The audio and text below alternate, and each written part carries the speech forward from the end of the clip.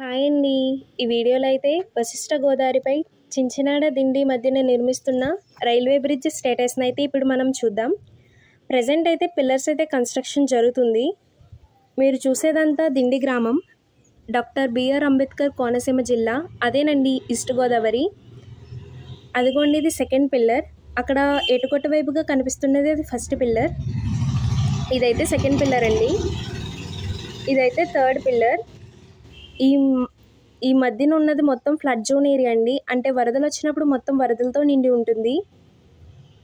ఇలా మొత్తం 19 పిల్లర్స్ 1.5 కిలోమీటర్ల పొడవుతో అయితే బ్రిడ్జ్ని అయితే నిర్మిస్తున్నారు.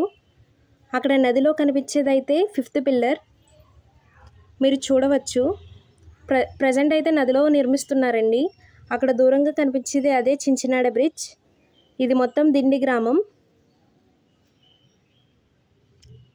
అదిగోండి నది ఆ వైపున కనిపిస్తుంది కదా, అదే మొత్తం చించినాడ అండి. అటు నుంచి అయితే మొత్తం పిల్లర్స్ అయితే కంప్లీట్ అయిపోయాయి. దీని నుంచి ఇంకొక 2 పిల్లర్స్ అయితే పిల్లర్స్ కన్స్ట్రక్షన్ అయితే పూర్తిగా కంప్లీట్ అయిపోతుంది. దీన్ని 2019లో కన్స్ట్రక్షన్ అయితే స్టార్ట్ చేశారు. ఇదిగో మీరైతే చూడొచ్చు, ప్రజెంట్ పిల్లర్స్ క్రెయిన్స్ సహాయంతో అలా పడవల సహాయంతో కన్స్ట్రక్షన్ అయితే జరుగుతుందండి.